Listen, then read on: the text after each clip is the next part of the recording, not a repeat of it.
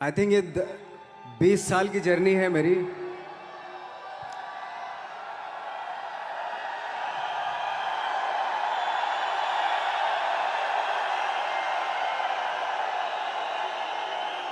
ऐसे ही ऐसे जब 20 साल पहले मैं खड़ा हुआ था ऐसे किसी ऑफिस में जाके, तो मुझसे पूछा गया था कि क्या है। किसी डायरेक्टर के असिस्टेंट ने पूछा था क्या है। मैंने कहा एक्टर हैं। बोले दिखने से तो लगते नहीं हो एक्टर हो। तो क्या होता था कि इंडस्ट्री में हमेशा ये चलन था कि एक्टर हीरो जो होता है वो 6 फुट का होता है और गोरा होता है और लंबा चौड़ा बल्ले छल्ले होते हैं। मतलब हम तो बस ऐसे ही चले गए थे, ऐसा ऐसा ऐसा समझता था वो। और शिप्रा, मैं ये आपको यकीन दिलाना चाहता हूँ इस चीज़ का कि मेरे खुद के रिश्तेदारों ने भी, जब मैंने उनसे इच्छा जाहिर की कि मैं एक्टर बनना चाहता हूँ, तो उन्होंने भी मुझे डीमोरलाइज किया कि पहले शक्ल तो देख ले अपनी।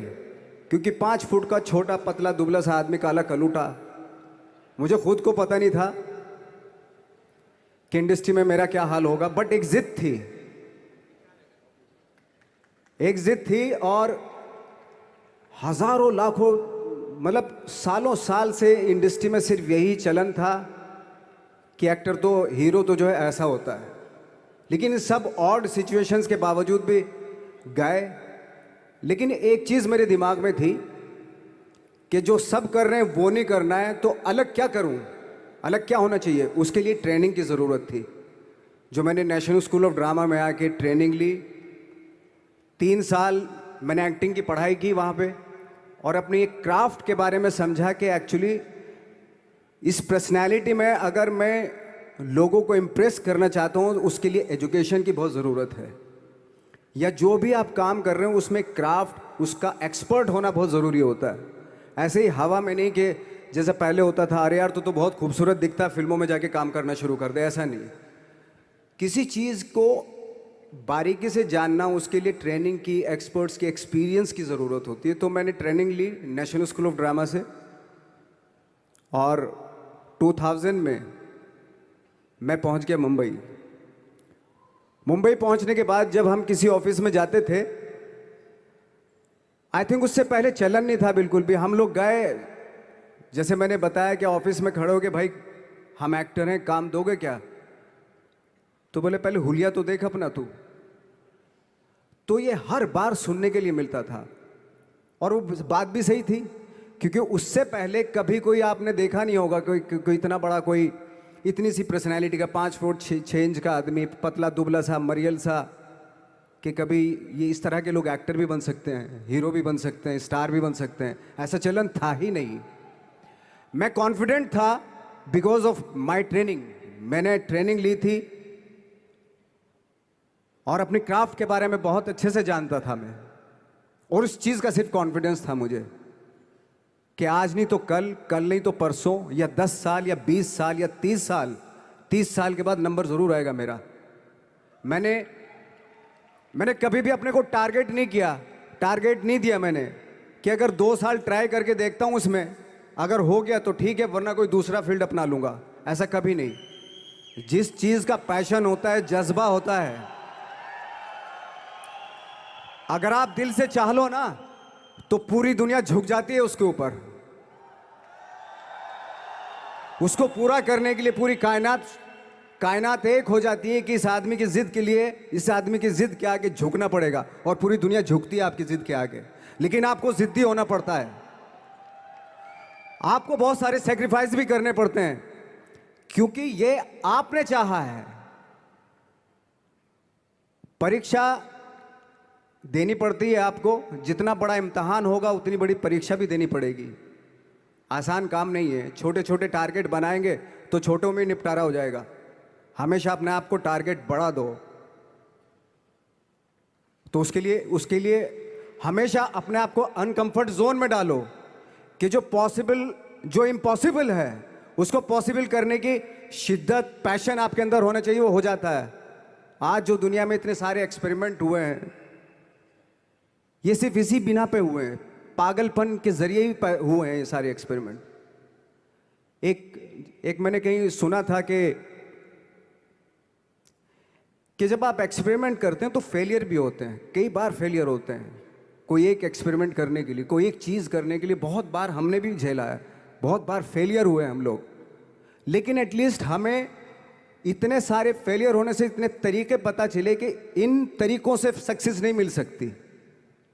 फॉर एग्जाम्पल, एडिसन ने जब बल्ब का आविष्कार किया तो 100 बार एक्सपेरिमेंट किए अपनी ज़िंदगी में। 100 बार एक्सपेरिमेंट करने के बाद जब उसको पता चला कि अरे फॉर्मूला तो ये था बल्ब बनाने का, तो एटलीस्ट उसको ये, उसके साथ साथ उसको ये भी पता चला कि 100 जो तरीके हैं, 100 तरीकों से बल्ब नहीं बनता, ये भी पता चला उन फेलियर्स में उसको।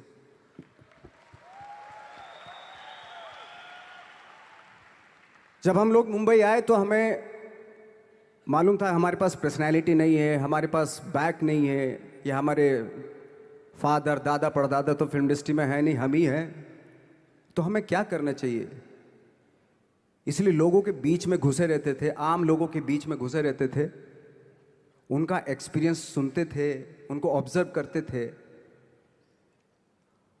तो आई थिंक मेरे पास 15 साल तक, 10-12 साल तक कोई काम नहीं था। जैसे आपने बताया कि बहुत ही 10-10 सेकंड के रोल करके घर में आके बैठ जाता, पूरे साल खाली बैठे रहते थे हम लोग। लेकिन एक चीज़ थी कि लोगों के बीच में रहते थे। लोगों के बीच में रहने से ये एहसास हुआ हमें कि तरह तरह के लोग हैं, लेकिन हमारी इंडस्ट्री में सिर्फ एक ही तरह की एक्टिंग होती है। हजारों करोड़ों लोग हैं इस दुनिया में, लेकिन एक्टिंग सिर्फ एक ही तरीके से होती है हमारे यहाँ। तो मुझे लगा यार, ये मैं तो ट्रेन भी हूँ, मुझसे अपनी आर्ट भी आती है, और हजारों लोगों को मैं ऑब्जर्व भी कर रहा हूँ, तो ये तो सबसे अच्छा सूत्र है। ये इससे तो मैं बहुत कुछ कर जाऊँगा। तो जब ये सूत्र पता चला मुझे कि अब मैं ये जो हजारों लोगों को मैंने ऑब्जर्व किया है, अब जब भी मुझे कोई रोल मिलेगा उन्हीं में से वो एक इंसान होगा। उसी में वो ठाकरे, बाला साहब ठाकरे होंगे, उसी में मंटो होगा, उसी में गणेश गायतोंडे होगा, उसी में फैजल खान होगा, उसी में माजूमदार साहब होंगे। तो इस तरह के, ये कब हुआ? जब हमने लोगों को ऑब्जर्व करना शुरू किया, लोगों के बीच में रहे। मैं 15 साल के बाद जो मेरी लाइफ थी, जिसमें खाने तक को नहीं मिलता था, अब फॉर्चुनेट अपने आप को समझने लगा था कि थैंक गॉड कि मुझे ऐसे लोगों के बीच में मुझे रहने का मौका मिला। तो कभी भी, आई थिंक मुझे लगता है कि कभी भी जब आप स्ट्रगल कर रहे होते हैं ना, वो एक मौका होता है आपके पास, वो एक चांस होता है आपके पास कि कैसे उसमें आप अपना ऑब्जर्वेशन, एक्सपीरियंस, जब आपको काम मिलेगा वो उसमें लगाएंगे आप। तो मेरी लाइफ बहुत ही, आज जब मैं सोचता हूँ कि यार ये तो बहुत ही अच्छा हुआ, तो जो 15, 10, 12 साल मैंने बिना काम के गुजारे, जो लोगों के बीच में रहा था मैं, आज वो काम आ रहा है मेरे। जहाँ ज़रा सा कोई कैरेक्टर मिलता है तो आदमी इसलिए कनेक्ट करता है उनसे कि उनको लगता है कि यार ये तो मेरे पड़ोस का ही, आसपास का ही ये बंदा है। मैंने देखे हैं इस तरह के लोग। आई थिंक यही हमारी सबसे बड़ी जीत है एज एन एक्टर।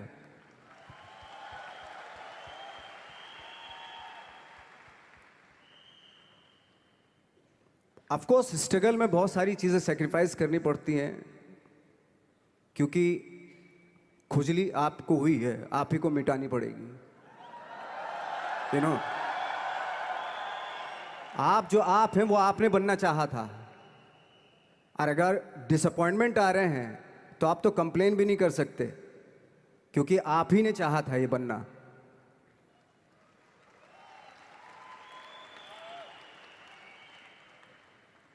तो बस यही था कि 10-12 साल तक मैंने सोचा था, 10-12 साल जब स्ट्रगल हो गए तो मेरे बहुत ज़्यादा वो भी हुआ कि यार छोड़ के चले जाते हैं, कुछ काम मिल नहीं रहा है, क्या हो रहा है कुछ पता नहीं, आई डोंट नो मिल पाएगा या नहीं मिल पाएगा। फिर ये होता था कि नहीं, मेरी मदर जो है ना, एक लेटर लिखती थी मुझे हमेशा। तब मोबाइल नहीं आए थे, पेजर आए थे, तो पेजर यहाँ पे लगा के चलते थे हम लोग। जब उनको मालूम हो जाता था कि भाई बंदा जो है ना थोड़ा सा फ्रस्ट्रेशन में है, डिप्रेशन में है क्योंकि काम नहीं मिल रहा, तो मेरी माँ मुझे एक लेटर लिखती थी, उस पर लिखती थी कि लिखने के बाद एक लास्ट में लिखती थी कि 12 साल में कचरे के दिन भी बदलते हैं, तू तो इंसान है, तू तेरा दिन भी बदलेगा। तो उन सब चीज़ों को देख के कोई एक शेर, कोई एक कोटेशन, कोई इस तरह की जो मोटिवेट करती है जो लाइंस आपको, उनका रहना, उन पे बिलीव करना बहुत ज़रूरी होता है, क्योंकि वही चीज़ आपको मोटिवेट करती हैं आगे बढ़ाने के लिए। और जब ख़राब वक्त होता है आपको वो लाइंस, वो पोएम्स, वो सारी चीज़ें आपको संबल देती हैं, मजबूती देती हैं, ताकत देती हैं। और मैं जिस गांव से आया था, डिस्ट्रिक्ट मुजफ्फरनगर के एक छोटा सा गांव था बुढ़ाना। जब हमने शुरुआत की थी वहाँ पे, जब मैं था वहाँ पे लाइट भी नहीं थी। 1 घंटे के लिए रात में कभी आ गई, या 1 महीने के बाद हल्का सा मुंह दिखा के चली गई। इस तरह की लाइट इस तरह होती थी। वही लैंप में पढ़ना स्टार्ट किया, लैंप। तो छोटे से गांव से आने के बावजूद फिर दिल्ली मतलब छोटा सा, उससे बड़ा शहर भी हमें ऐसा लगता था पता नहीं क्या है, मतलब डर लगता था। मैं जब मुंबई में आया था तो मैं 15 दिन तो घर से बाहर ही नहीं निकला था, क्योंकि इतनी स्पीड देख रहा था मैं कि इतनी स्पीड में तो हम चल ही नहीं पाएंगे, इस शहर के साथ शायद हम कनेक्ट नहीं कर पाएंगे बिल्कुल भी। तो इस तरह के डर थे। लेकिन ऐसी जगह पे आ गए थे कि अब जाना भी मुश्किल था। तो मतलब वापस नहीं जा सकते थे। वापस इसलिए नहीं जा सकते थे कि बहुत सारे डर थे। वापस अगर चले गए तो थिएटर के जो मेरे दोस्त थे वो बोलते, क्यों भाई वापस आ गए तुम भी, जैसे बहुत सारे लोग वापस आ रहे थे तुम भी वापस आ गए, चलो लग जाओ ठीक है। गांव में इसलिए नहीं जाता था अपने कि जो पहले ही बोलते थे वो लोग कि शक्ल तो देख ले, फिर हार के उनके सामने चला गया तो क्या बोलेंगे वो तो वही बोलेंगे कि हमने तो पहले मना किया था कि मत जाओ, क्या सूरज शक्ल थोड़ा ही थी तुम्हारी स्टार बनने की, एक्टर बनने की। तो ये बहुत सारे डर थे जिसकी वजह से मैं अपने ना तो गांव जाता था, ना जहाँ से ट्रेनिंग ली थी दिल्ली से, ना वहाँ जाता था। मैंने जो भी है मरना जीना मुंबई में ही होगा। रही बात सक्सेस की, सक्सेस अगर 30 साल बाद भी मिलेगी उसके लिए भी मतलब तैयार रहना चाहिए। सक्सेस की कोई डेट नहीं होती, कोई तारीख नहीं होती, कोई टारगेट नहीं होता कि इतने ही दिनों में मिल जाएगी। इंसान का काम होता है, आई थिंक मुझे लगता है कि मेरे हिसाब से मुझे लगता है कि लाइफ ना हमेशा अपने आप को लाइफ में पुश करते रहो, और पैशन के साथ जिस भी आप काम में हो, जो भी आप काम कर रहे हैं उसमें पैशन के साथ लगे रहना बहुत ज़रूरी होता है। क्योंकि पैशन से क्या होता है, जिस भी आप फील्ड में होते हैं उसकी डिटेलिंग्स मिलनी शुरू होती है। जैसे जब आप समंदर में देखते हैं, समंदर की जब गोता मारते हैं, नीचे जाते हैं तो आपको एक धीरे धीरे बहुत कुछ दिखाई देना शुरू। ऐसी आपका भी फील्ड है, कोई भी हर फील्ड ऐसा ही होता है, उसमें असीम संभावनाएं होती हैं, इतनी पॉसिबिलिटीज होती हैं कि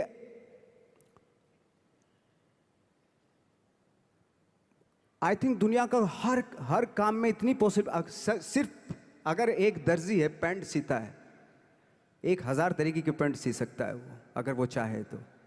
अगर उसने नहीं चाहा तो वो जो ट्रेंड चला आ रहा है वही सीता जाएगा। लेकिन अगर उसने चाह लिया कि मैं ऐसा कुछ करता हूँ, तो 1000 तरीके की पैंट उसी में 1000 तरीके की सी देगा वो पैंट। ऐसे हर फील्ड में पॉसिबिलिटीज़ बहुत होती हैं, और एक परफेक्शन होता है। फॉर एग्जांपल जैसे हम लोगों ने ट्रेनिंग इसलिए ली कि परफेक्शन आ जाए अपने काम में। जैसे एक मैंने एग्जांपल सुना था कि ये छोटी छोटी चीज़ें जो मैं बता रहा हूँ, ये चूँकि मैंने बचपन में सुनी थी, उन पे उन्हीं को अपनी लाइफ बना के आगे बढ़ा तो आज यहाँ पे हूँ। इसलिए वो छोटी छोटी चीज़ें बहुत काम आती हैं, उनको सुनना बहुत ज़रूरी होता है इंसान के लिए। बताते हैं कि एक बहुत बड़े, पता नहीं ये सच है झूठ है, मुझे नहीं इतना ज़्यादा नहीं मालूम, बट कोई बहुत बड़े इंसान हुए, लेकिन वो पहले मोची थे, जूता सीते थे। लेकिन जूता जहाँ से सीते थे ना, वहाँ से कभी फटता नहीं था वो, भले दूसरी जगह से फट जाए लेकिन वहाँ से नहीं फटता था, क्योंकि उसका पैशन था जूता सीना। काम भले ही वो है वो, लेकिन उस काम में भी उनका उनका पैशन है। तो इसी वजह से वो इतने पॉपुलर होते चले गए कि यार जूता फट गया लेकिन सिलवाना वहीं जाके है, क्योंकि वहाँ अगर उन्होंने सी दिया वहाँ पे, जिंदगी भर वहाँ से जूता नहीं फटेगा। तो छोटी छोटी चीज़ों में ये जो परफेक्शन, पैशन, ये सारी चीज़ें होती है जो आपका आगे बढ़ाती हैं, बहुत आगे ले जाती हैं। लेकिन उसके वही है, कुछ चीज़ों का होना वाकई बहुत ज़रूरी होता है। फिर एक्सपीरियंस आपका, आपकी नॉलेज। जैसे मेरा मानना है कि मैं कभी, मैं आई एम सॉरी टू से, बट मेरा खुद का मानना है कि मैं लक पे बिलीव नहीं करता हूँ। मेरे सामने आज तक मेरे सामने लकीली कोई चीज़ नहीं हुई कि मैं लकीली यहाँ तक पहुँच गया। आज जो आप प्रोमो देख रहे थे, जो क्लिपिंग्स देख रहे थे मेरी, मैं लकीली नहीं पहुँचा हूँ यहाँ पे। मैंने उसके लिए मेहनत की है, मैंने उसके लिए नॉलेज इकट्ठी की है, मैंने उसके लिए ट्रेनिंग ली है। अगर लक पे डिपेंड करता ना मैं, तो अपने एक रूम में रहता, देखते हैं यार लक जब होगा तो हो जाएगा, ऐसे थोड़े ना होता है। बाला साहब ठाकरे का जब मैंने रोल किया तो वो लकीली नहीं हो गया। उसके लिए 1 महीना में पहले हारमोनियम पे बैठा मैं कि बाला साहब कहाँ से बोलते हैं, उनका सुर क्या है, उनका टेक्सचर क्या है, उनकी वॉइस का, उनकी वॉक कैसे है, वो चलते कैसे हैं, उनका वेट किस चीज़ पर ज़्यादा डिपेंड करता है।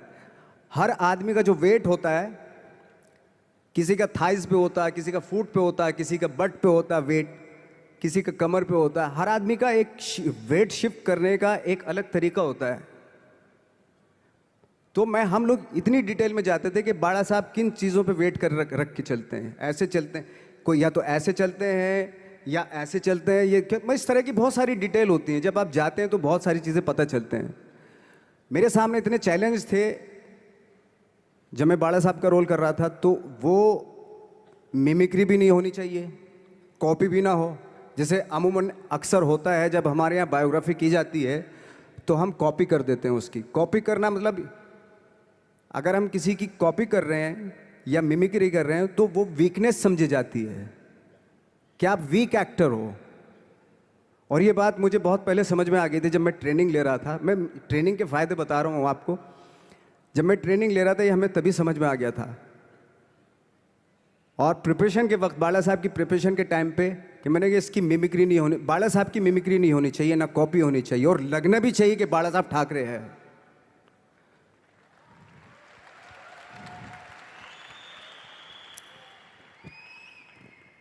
क्योंकि चैलेंज ये था कि हजारों लाखों वीडियोस हैं बाला साहब ठाकरे के, हर आदमी ने देखे हुए हैं, सब ने देखे कि बाला साहब कैसे बोलते हैं, कैसे हाथ को ऐसे ले जाते हैं। एक बार ये हुआ था कि मैं जब इसकी शूटिंग कर रहा था, ठाकरे मूवी की शूटिंग कर रहा था मैं, तो उद्धव साहब ठाकरे जो है वहाँ पे आ गए थे, वैनिटी में बैठे थे मेरे सामने। तो मेरा हाथ ऐसे था, इट्स लाइक दैट। तो बोले आपने हाथ ये ऐसे क्यों रखा हुआ है? मैंने, उनका हमेशा ऐसे ही रहता था हाथ। तो और यही वो क्या होता था, वो सिगार पीते थे, और सिगार ऐसे पिया जाता है कुछ ऐसे, और इसलिए उनका हाथ हमेशा नॉर्मली भी रहता था तो ऐसे रहता था। और यहीं से जब स्पीच देते थे यहीं से ये जाता था, जो उनका सिग्नेचर वो जेस्चर था।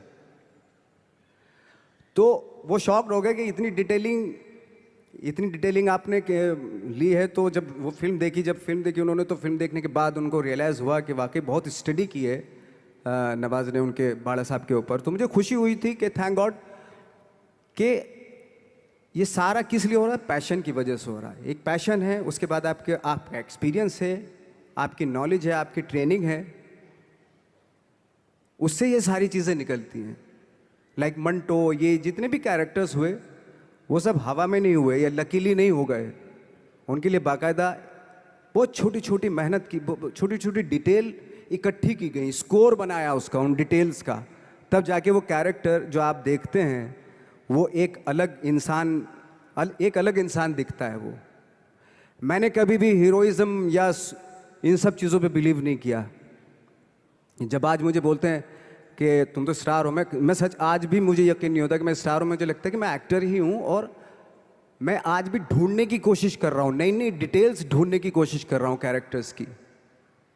स्टार्स का क्या होता है कि जब स्टार होता है एक जैसा होता है, और 30-40 साल तक एक जैसा करता चला जाता है वो। मुझे वो नहीं बनना। अगर मैं ये करूं तो शायद दूसरे दिन ही बोर हो जाऊंगा मैं। मुझे हर रोज नए कैरेक्टर ढूंढने हैं।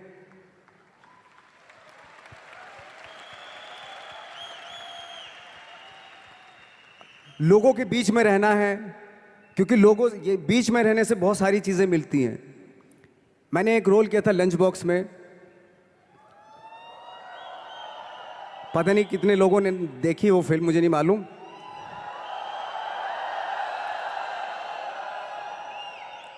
उसका कोइंसिडेंट ऐसा हुआ कि मेरा जो दोस्त था, जो मेरे रूम पार्टनर स्ट्रगल के टाइम पे मेरे साथ रहता था, तो मैंने उसी को सेम उसी की डिटेल मार दी उसमें फिल्म में। जब पिक्चर रिलीज हुई तो उसने देखी, उसको लगा अरे ये तो मैं हूं। अब वो भी एक्टर था। उसके बाद जब वो फिल्म इंडस्ट्री में किसी के पास काम मांगने जाता था, तो लोग उसको बोलते थे यार ये ऐसा मत कर, ये नवाज ने कर दिया, कुछ दूसरा कर। तो बोलता हम तो ओरिजिनल में ही ऐसे हैं, उन्होंने हमारा कॉपी किया है। कहने का मतलब ये है कि लोगों के क्या होता है, स्टार्स हमेशा शीशों के घरों में रहना शुरू कर देते हैं। उनको बैंड्रा में, उनको मतलब किसी ऐसी जगह पे रहते हुए ये नहीं मालूम कि दूसरी जगह क्या है। अगर आप चाहते हैं रोज हर फिल्म में एक नई पर्सनैलिटी क्रिएट करें, तो लोगों के बीच में रहना पड़ेगा आपको। भले थोड़ी परेशानियां होती हैं, बट रहना पड़ेगा उनके बीच में। मेरा तो ऐसा मानना है।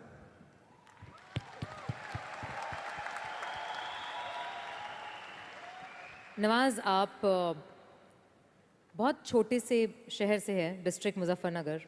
यहाँ पे बहुत सारे लोग ऐसे बैठे हैं जो बहुत सारी सिटीज़ से हैं, actually major cities like Delhi, Bangalore, Hyderabad, Pune, Chennai, Nepal. और इन सब चीज़ों के बीच में बड़े शहरों की बहुत सारी फैसिलिटीज़ हैं, बहुत सारे आराम हैं। जबकि आपके शहर या जिस शहर से मैं हूँ, जहाँ पे एजुकेशन भी नहीं मिलती है, जहाँ पे खाना पीना, जैसे आपने बोला बिजली, कोई भरोसा नहीं होता कब आएगी, जाना तो नॉर्मल है। हाँ, तो वहाँ पे उस छोटे से शहर में रह के एक परिवार में जहाँ पे कभी किसी ने एक्टिंग के बारे में दूर दूर तक नहीं सोचा था, और आप 8 भाई बहन हैं, सबके साथ रह के परिवार में परिवार का चीज़ करने की जगह एक अलग से ये जो थॉट आया था अलग से कि मैं एक्टिंग करूँगा, और वो भी काफ़ी दिन बाद जब आपने जॉब भी कर ली उसके बाद, तो जब वो थॉट आया तो परिवार ने आपको सपोर्ट किया। और अगर रिश्तेदारों ने, जैसे आपने बोला कि कहा, तो आपके दिमाग में उस समय क्या चलता था? मेरे दिमाग में ये तो नहीं आया था कि मुझे एक्टर बनना है, बट इतना ज़रूर था कि कुछ तो नया करना है। क्या करूँगा मुझे नहीं आइडिया था। जो सब लोग करते हैं जो वो नहीं, कुछ अलग करना है मुझे। लेकिन मुझे ये नहीं मालूम था कि मुझे एक्टिंग करनी है। और इसीलिए मुझे लगता है आज जब मैं सोचता हूँ कि अगर मैं किसी भी फील्ड में होता, एक्टिंग के अलावा किसी भी फील्ड में होता, तो मैं एक्सपेरिमेंटल ज़रूर होता। क्योंकि मुझे आदत थी कि मुझे जो ट्रेंड चल रहा है उसके अगेंस्ट, मैं बहुत रिबेलियस था, रिबेलियस किस्म का इंसान हूँ मैं, आज भी हूँ, रहूँगा। क्योंकि मुझे अच्छा लगता है जो ट्रेंड चल रहा होता है उसके अगेंस्ट कुछ काम करना, चाहे मुझे अच्छा लगता है वो। क्योंकि क्या है ना कि जो चलन चल रहा है, आई थिंक उसको बहुत आसान है उस चलन के साथ चलना। उसके अगेंस्ट चलना, उसके लिए सालों लग जाते हैं। बीच बीच में आपको ये भी लगता है कि यार शायद पॉसिबल नहीं है। लेकिन जब पॉसिबल होता है ना, तो तब बड़ा अच्छा लगता है। तब ये जैसे आज मुझे फील हो रहा है ना, तब